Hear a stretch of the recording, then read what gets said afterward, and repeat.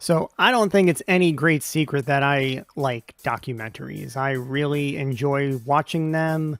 And it's funny because like that seems like a medium that's sort of really like come into its own. It's a genre that's really, I mean, they were always there, they were always around, and but they seem to have really like I don't even know what the word is right now. They've just like kind of taken over in terms of like especially streaming in the last like 10 to 15 years. There's a documentary about everything and everybody loves like because it's kind of like reality TV but better in my opinion because it's not reality TV but it's dealing with reality and it's educational, and when it's done well it can be better than like any narrative.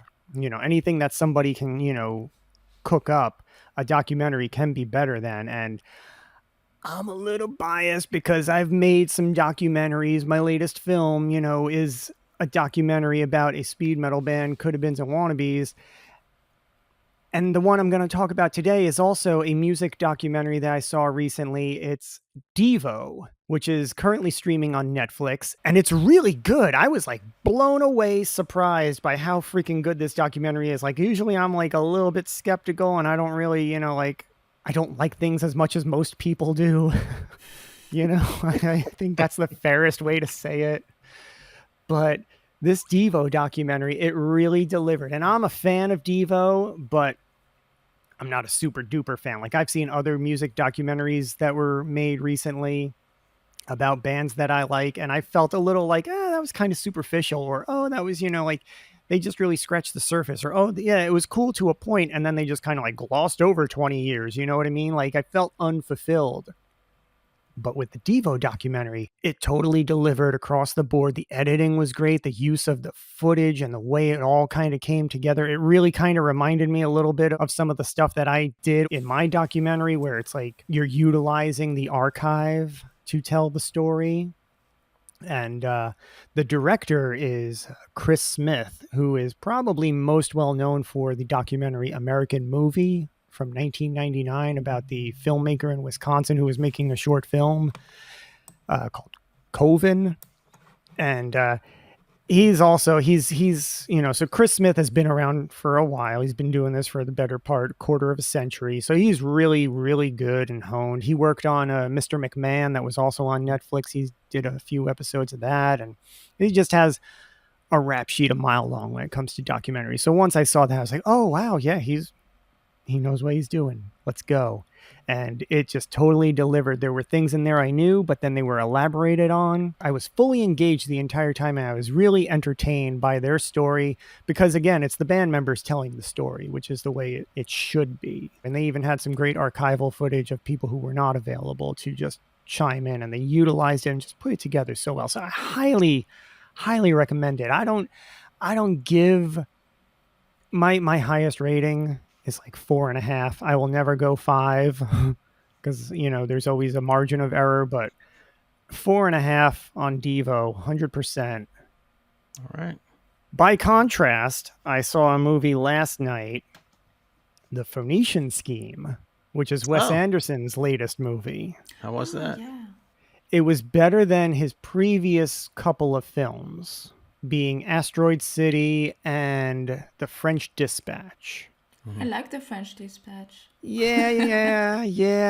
I really didn't care for either of them. And I didn't really care for this one too much, but it was better than those in my opinion. So it's like, he's kind of like he might be on the upswing, but I feel like, and we talked a little bit about this when we talked about Rushmore, he's gotten like too much into his own head. He's like too lost in his own world. Yeah.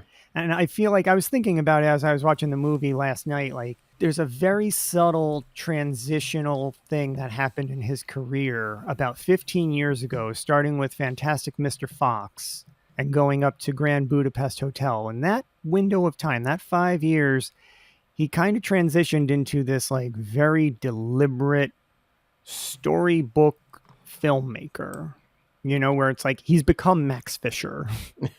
And he's like photographing these very elaborate plays. It's almost distracting now with the photography in his films, where it's like every single frame is like meticulous and it's very symmetrical. And so it's distracting. You know, you can see like the production design on the screen and it's like, okay, yeah, like, and I can appreciate that, you know, the setups, that the time it took to get the shots that he did. But I feel like it's more about the visual than the narrative in some regard. And then I don't know, there were some shots in this film where it's like, you know, I saw this shot in Fantastic Mr. Fox 15 years ago. He's basically just trying to like live action film like a stop motion animated movie, if that makes any kind of sense. But in a stop motion animated movie, it is about the visual, you know, it is like that's a big component about that storytelling. So It's a recurrent critique on his work, what you just said, that he focused more on the vision than the storytelling. So, yeah. Yeah, and when you go back to a movie like Rushmore, it's like, man, that has like character development, you know, arc, everything, and like, you know, oh, it's just such a tight little story that like continues to resonate. And the Phoenician Scheme, it's like a disposable adventure, in my opinion. Yeah, I haven't seen the Henry Sugar thing on Netflix. I haven't seen this last one, and I haven't seen Asteroid City yet. I've seen everything else, and I enjoy all of his movies. You know, I've never sat there and say, "My God, that was awful," you know. But my least favorite from memory probably is Darjeeling Limited. I saw that one time. Like I said, it wasn't terrible, but it didn't stand out for me. But my favorite's always going to be Rushmore. Yeah. Bottle Rocket's great, Tannenbaum's, the early stuff. Yeah. You know, that's where it's at for me. Asteroid City, I did actually sit through like almost begrudgingly, and I was thinking to myself, like, holy shit, if fucking anybody else made this movie, they would burn them at the stake. You know what I mean? Like they would criticize the shit out of it. But because he has the body of work he has behind him, it's like, oh, and he has the talent involved. I think that's another thing. Like a lot of people, do they just get distracted by all the twinkling stars on the screen? You know, and it's like, I'd be curious what you would think of Asteroid City, Steve, because I was almost angry after like sitting through that movie. It's definitely on the list, but I feel, I don't disagree with what you said at all. Yeah. I think, part of it also is he's gone too much into the quirky realm. Like he's just, like, it's almost like, whereas before it was a byproduct of who he was and the stories he was telling, I feel like now it's almost like a checklist type of a situation where it's like, we have to do this quirky thing. You've seen like they had like, if Wes Anderson directed the X-Men, you know, like those old like comedy things, and it's almost like he's like a parody of himself now. I don't disagree. I saw one criticism that was like, the story is kind of there, but he's still missing the heart, and I think that's fair. Well, it's on my list. I'm definitely going to check it out. I watched the movie Riff Raff. Bill Murray is in that with Pete Davidson, Lewis Pullman, which is Bill Pullman's son, Jennifer Coolidge, and Ed Harris. You know, those are the biggest names that you'll know from the film. And I was like, all right, let's check this out. And then I saw Pete Davidson, and I'm like, oh, I'm not fucking really a fan of this guy. I'm like, and then I'm like, this motherfucker, how'd you end up in a movie with Bill Murray? And I'm just he's a total deal breaker for me, man. He's got a new one on Amazon with Eddie Murphy, and it's like, oh man, I love Eddie, but I don't know that I could like sit with fucking Pete Davidson for 90 minutes. I'm sorry. He's up with Jonah Hill. He's a deal breaker. He's in a TV show with Joe Pesci. How the fuck does this keep happening? What? Yeah. Yeah. Yeah, so I wasn't prepared for that. That wasn't in the briefing, Steve. Sorry. Holy shit! I need a minute. I feel lightheaded. I had to give you had to get a live reaction from you. I can't give you all the answers up front. Oh god! But it looked like a kooky comedy. Like, you okay? Really? No, I'm not. My heart hurts. Go on. Anyhow. I feel like Mike Myers in that old SNL skit. I'm a little verklempt. Talk amongst yourselves. I'll give you a topic. You know what? I'm not a big fan of Pete Davidson. I haven't seen much of his stuff because I'm not a big fan of Pete Davidson. The stuff I've seen is like, it's not like edging me to like, hey, let me check that out. I didn't find him offensive in this movie. Okay. I thought it was okay. Like everything he did was actually It was good. It was controlled. It wasn't like just random fucking chaos. It wasn't him being the guy that we know him to be from sketches and other things. Okay. He had actually had a character. I was like, okay, he's never overbearing where you want to like shut it off.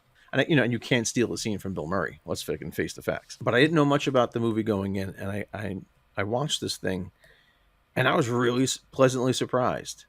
Like every time I thought I knew something about the story, more would unfold in a very natural way and a cool. I was like, oh, this is kind of fucking cool. And then I developed feelings towards characters about situations that they've either told me or shown me, and then like they reveal more. I'm like, oh, fuck. Oh no, I don't know how I feel about that now. And so it was a really pleasant surprise, and it's got some really good dramatic scenes. It's got some really funny shit in it, and then it rides that wave in the middle where it gets uncomfortable, but it's also still funny, and which is a very hard thing to do because like they had tried to do shit like that in Anora, which we had talked about, Right. and I feel like this movie, I know what Anora was trying to do, but I think this movie actually landed it with the tone and the texture and what they were trying to accomplish. And I'm not going to spoil anything because I think you both would really enjoy it. I don't know if you'd love it. It's not going to reinvent the wheel, but I'll tell you what I liked about it is I didn't ever know where it was going to go, in the sense of like, oh, I know how this is going to end. This is going to happen. Then he's going to do this. And okay. Yeah. I had no fucking clue how this was going to go down. And then when the ending finally takes place, it's like, oh shit, I didn't see any of that coming. Okay. And I was like, I don't know how I feel about that. It's weird, but it's cool. But it kept me engaged. It was a quick hour and a half, Anne, looking at you. So, and it just got in, it got out. It told a really good story. And the best compliment I could give it is it was original.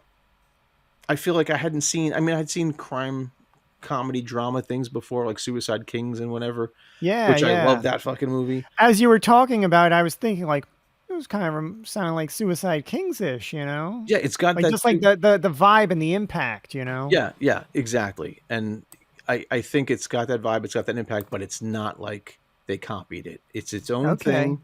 It's original. I mean, like the events that take place in it aren't so original, but the way it's delivered, like I said, I won't spoil anything because I want you to enjoy it. I just thought it was like, this is fucking cool. An hour and a half movie. Great performances from everybody, even the cast members that aren't famous. I was like, wow, these people are really good. And they pulled off some good comedy, some good drama, and a good family dynamic. I bought that these people were all intertwined in some way, shape, or form. And nobody stuck out like a really bad sore thumb. So if you could check it out, check it out. I think you'd enjoy it. So talking about original storytelling, for me this month, it wasn't really original, the movie I watched, because I wanted to see the latest version of Dracula. And so I watched the movie made by Luc Besson, because, I like this director. He's the director of my favorite movie, The Fifth Element. I'm talking about it every time. Well, I know that Danny Elfman composed the score for this particular version of Dracula, so that's what got my attention. When did this come out? I hadn't heard about this. In July, I believe. Just last month or so. Yeah, within the last month or so. But it's a French production. Okay. So probably because Luc Besson tries to do as French as he can. Yeah. But most of the cast is English speakers, not Americans, but English speakers. So. Yeah. Yeah, and so because everybody was saying that this movie is a copy of the one of Coppola, I wanted to watch the movie of Coppola, made in 1992. And it was my first watch of this one too. I believe that you liked it, Pete. I saw that movie when it came out in the theater in 1992. In really? November of 1992. I was like 9 years old seeing it in the movie theater, and oh my goodness. So it had an impact. I'm not sure it wasn't made for you at that time, but I don't think so. But you know what? I took it, and for a while, as a kid watching that movie, I was like, I don't know how I feel about this movie. But as I got older and got really into filmmaking, and then into Coppola, it's like, holy shit, the technical stuff that he's like executing in that film, it's amazing. And a lot of people shit on Keanu Reeves in that movie, but I I don't thought he was so know. cute in it. Yeah, well, there's being cute, and then there's being, like right for the part. And I don't know if he was right for the part, Oh, but okay. I don't know. I tend to just, go with it, and I'm an easy sell when it comes to Winona Ryder. So Ah, yeah. Absolutely. To this day. yeah. Absolutely. Have you watched the movie, Steve? I haven't seen it in a while, but I own it. Okay. There's no Keanu Reeves hate in this house. We all love him here. So, Yeah, of course. even though he probably wasn't right for the part, but yeah. Oh, And I think you're rude. Gary Oldman is a god. So, Oh, he's the reason. Fabulous. Him yeah. and Anthony Hopkins and Yeah, Winona Ryder, like yeah. Keanu Reeves is like he's like a footnote in that movie. He's an Yeah. afterthought, and then you got Carrie Elwes in there, Hmm. as part of the team, like, and Tom Waits as Renfield, like Hmm. Keanu Reeves, like he doesn't even like register when you're watching that movie. He's just like in the background, which fine. Yeah. But I'm sorry to No, hijack no, your no. movie here, That's Anne. interesting to have your opinion too. But so yeah, about the movie of Luc Besson. So it's Yes, definitely a remake of the one of Coppola. really. So yeah. So the beginning is every line. It's quite the same thing as the one of Coppola. So it's really disturbing. At the beginning, I was like, is it an homage or is it just Yeah. the same thing? But the end is completely different. Oh. So what you have in common is the fact that both films talks about a romance and it's really sensual and tragic, of course. But in Coppola, it's more like erotic. I don't know if you agree with me, but and Well, it's and Sorry. if I'm not mistaken, Coppola's version also has Monica Bellucci as one of Dracula's Oh brides. yeah, she has a small role in it. Yeah. Yeah, and that's already more distracting than Keanu Reeves, all day. Yeah, sure. I could So I'm look at that sorry woman again all to day. interrupt, but I'm just so excited about Dracula. Yeah, me too. But yeah, for me, the one of Coppola is really theatrical. That's something I really loved about it. You have the gothic atmosphere. You really feel the like in a bubble of Dracula. You know what I'm saying? Yeah. And the one of Luc Besson is really more, I would say, violent, maybe more visual in the fact that you have really impactful scenes. That's something he likes to do, really striking visuals. It's not that the one of Coppola is not visual, but you understand that Coppola wanted to tell a story and Luc Besson wants to take that story to do something visual with it. I hope I'm clear in what I'm saying.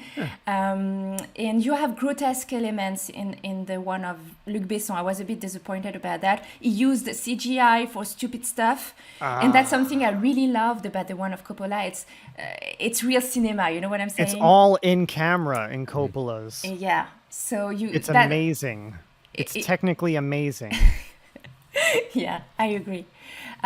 So yeah, that's the negative point about the one of Luc Besson. But except that you have a great cast too. The actor, I believe the name is Caleb Landry Jones, something like that. A crazy actor. I mean, compare Gary Oldman and this guy for Dracula. It's there is no one better than the other, So really a good performance. You have Zoe Blue. She's the one I didn't like actually in the movie, but everybody talked about it because she's Rosanna Arquette's daughter. Okay. I don't know if you know. And you have Christoph Waltz. I love this actor. Yeah. Yeah. I mean, jeez. Yeah. Let's not go down that rabbit hole. He can do anything. That's crazy. So, and as you said, you have a great musical. So, but I really love the music in the Dracula by Coppola too. So, in that matter, the cast and the music for me they're similar. I mean, it's not the same, but the same quality. You know what I'm saying? Okay. Yeah. Yeah. So the score for Luc Besson by Danny Elfman was good. Oh yeah. You really get in the atmosphere, and especially in really striking scenes, striking visual scenes, it makes sense, the music is really there, Yeah, I wanted to check out, like go and listen to the score, but I like to like experience it in the film. Yeah, I think it's first. better So, the like, first I'm time. Yeah. waiting to see the movie. And so now Christoph Waltz, did he play Van Helsing? He played the priest. I don't remember the name, but Okay. the priest, yeah. And you have an actor, I'm sure you don't know about him. He's a French actor, really famous in France, but I love this guy. So if we have French audience today, Guillaume de Tonquédec is in the movie. I love this guy. He can do anything. So I recommend it, really. You should watch it. I'll check it out. Well, I recommend that everybody come back next week when we post our podcast discussion on this month's VHS selection, Boogie Nights. And those are the coming distractions for this week.